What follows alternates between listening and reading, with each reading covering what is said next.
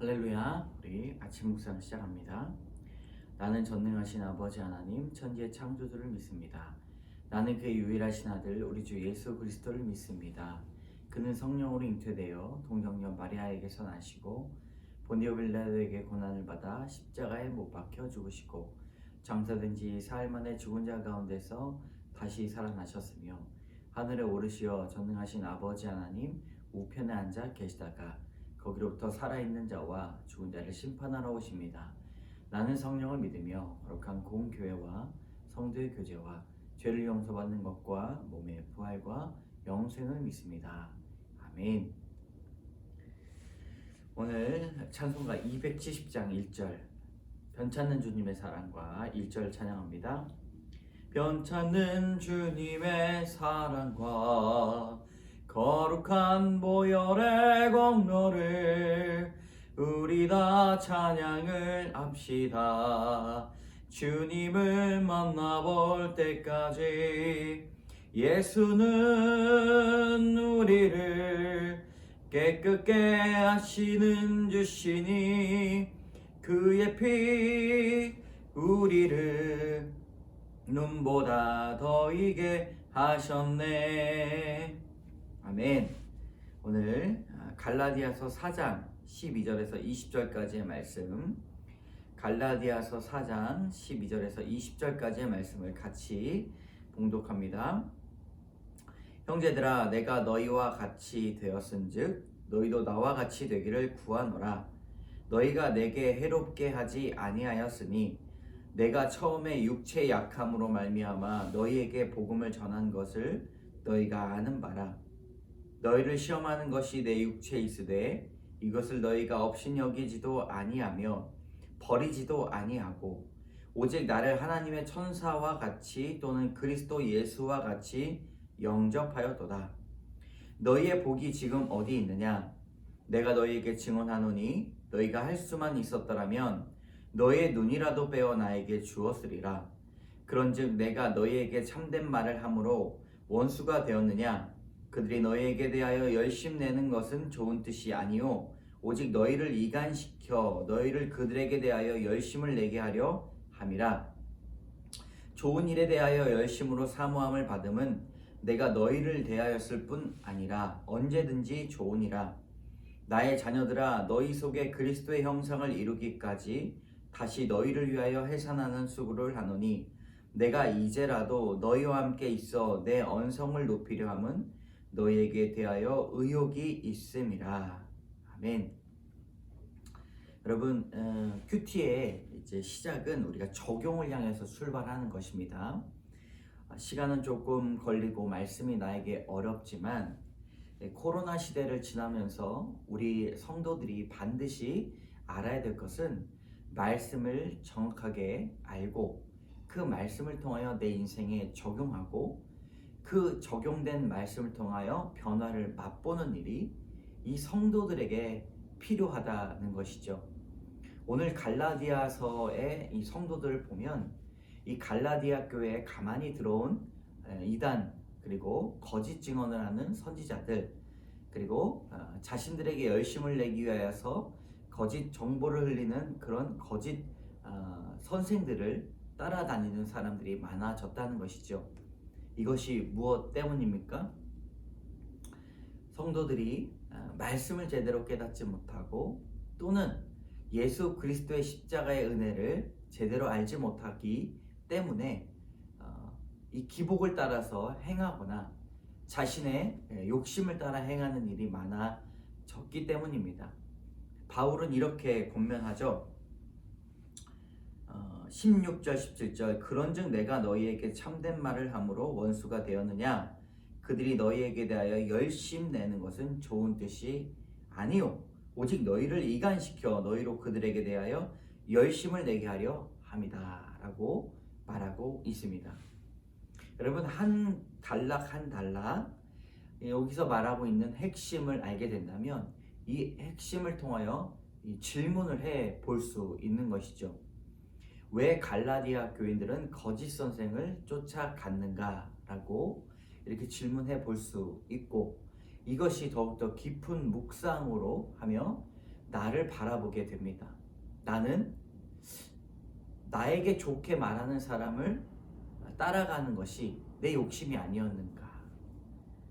그리고 하나님께 열심, 그리스도께 열심하지 않고 나를 좋게 여기고 나의 만족을 채워주는 사람을 좋게 해주기 위하여 나는 따라가지 않았는가? 라고 그렇게 질문해 볼 수 있는 것입니다. 마음의 책장을 넘겨 볼 수 있는 것이 바로 이 말씀이고, 말씀을 통해 거울 삼아 우리의 내면을 바라보며 그리스도를 묵상할 수 있다는 것이죠. 오늘 본문을 요약하면 갈라디아 성도들은 자신들에게 복음을 전해준 바울을 천사와 같이 영접했습니다. 하지만 거짓 교사들의 영향으로 바울과의 관계가 어려워졌습니다. 바울과 성도들을 이간질하는 그들의 열심은 좋은 뜻이 아니었고, 이에 바울은 갈라디아 성도들이 그들의 형상을 이루기까지 다시 해산의 수고를 감당하기로 결심합니다. 우리 이 말씀을 통하여서 오늘 우리에게 주시는 것 한번 살펴보도록 하겠습니다. 두 번째 단락, 원수가 되었느냐. 바울에게 복음을 들은 갈라디아 성도들은 그들 위해 자기 눈이라도 빼줄 정도로 희생적인 태도를 보였습니다. 그들은 바울이 전해준 복음을 기쁘게 받아들였지만 갈라디아 교인에 들어온 거짓 교사들이 바울과 성도들 사이를 갈라놓았습니다. 그들은 오직 자신들이 전하는 가르침만 따르게 함으로써 갈라디아 성도들과 바울을 분리시켰습니다. 거짓된 자들은 자신의 이기적인 목적을 이루고자 교묘하고 미혹된 말로 열심을 냅니다. 반면 상대를 위한 진실한 조언과 사랑의 책망은 불편할지라도 결국 그를 구원의 길로 인도합니다. 현재 나는 무엇에 대해 열심을 내고 있습니까? 열심을 낸다면 그 이유가 무엇입니까? 적용해 볼 수 있는 것이죠. 제가 먼저 나눠보면, 제가 요즘에 사람을 좀 이렇게 만나거나 아니면 책을 보고 설교 준비하는 이 두 가지의 일이 크게 나눠볼 수가 있습니다. 때로는 이제 책을 보고 설교 준비하는 것들이 머리가 좀 잘 돌아가지 않아서 마음이 답답할 때가 많이 있습니다. 그때 이제 전화 통화를 한다든지 점심밥을 또 아는 목사님들과 또 아는 사람들과 지인들과 함께 먹을 때가 있는데, 그것에 대해 더 열심을 낼 때가 있다는 것이죠. 저의 그런 할 일은 책을 보고 또 묵상하고 성경 말씀으로 또 설교를 준비하는 것이 더 열심을 내야 되는 것인데 그렇지 못하였습니다. 나를 이롭게 하고 나를 즐겁게 하는 일에 열심을 내기보다 또 교회 본분인 설교 준비를 하고 또 묵상하는 일에 더욱더 열심을 낼 수 있도록 그렇게 부끄러운 간증을 합니다. 마지막, 해산하는 수고. 바울은 갈라디아 성도들을 나의 자녀들이라고 부릅니다. 바울이 복음으로 낳은 그들은 그들에게 영적 자녀였습니다. 하지만 성도들은 회심 이전의 상태로 돌아가 버렸고, 그런 그들을 위해 바울은 또다시 어머니처럼 해산하는 수고를 감당하겠다고 밝힙니다. 갈라디아 성도들이 그들의 삶을 닮아가고 그분의 형상을 이루기까지 자발적으로 고통을 보이겠다는 의지를 보인 것입니다. 이처럼 우리는 나의 영적, 육적 자녀들이 말씀을 멸시할지라도 그들이 그들의 형상을 이루기까지 해산의 수고를 멈추지 말고 인내하며 양육해야 할 것입니다. 적용 질문, 내가 해산의 수고로 양육하고 섬겨야 할 내 곁의 식구나 지체는 누구입니까? 저는 우리 개척 이후로 저에게 맡겨주신 하나님께서 귀한 양들을 많이 보내주셨습니다. 해산의 수고로 양육하고 섬겨야 되는데 때로는 열심히 섬긴다는 하지만 그렇지 못할 때가 있습니다. 잃어버린 양이 또 있고 또 잊혀진 양이 있습니다. 오늘 이 말씀을 적용해 볼 때 잠시 연락을 하지 못하였다거나 아니면은 그 안부를 묻지 못했던 그런 분들에게 한번 해산하는 고통을 가지고 끝까지 인내하며 양육할 마음을 전달해 보도록 하겠습니다. 믿음이 강한 우리 차민아 씨가 묵상 간증합니다. 한번 읽어보겠습니다.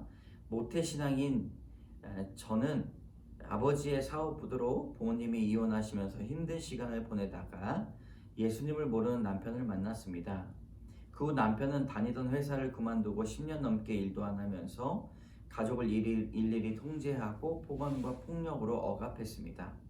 저는 남편의 구원이 아닌 삶의 변화만 바라며 기복적으로 예배와 기도에 더욱 열심을 내었습니다. 바울은 육체의 약함에도 불구하고 갈라디아 교회에 삶으로 복음을 전했는데 저는 아이들 앞에서 매일 남편을 업신여기며 탓하는 모습만 보여줬습니다. 그러던 중에 저는 지인의 소개로 말씀 묵상하는 공동체에 속하였습니다. 하지만 말씀이 나에게 주시는 음성으로 들리지 않았습니다. 남편은 저와 불화가 계속되니 첫째 아들을 더욱 가혹하게 통제하고 훈육했고 아들은 중3 때부터 방황하고 여러 사고를 일으키고 재판까지 받았습니다. 끝이 안 보이는 남편의 폭력과 자녀의 방황으로 아무것도 할 수 없게 되어서야 저는 주님 앞에 엎드려 눈물로 통곡하며 회개하였습니다.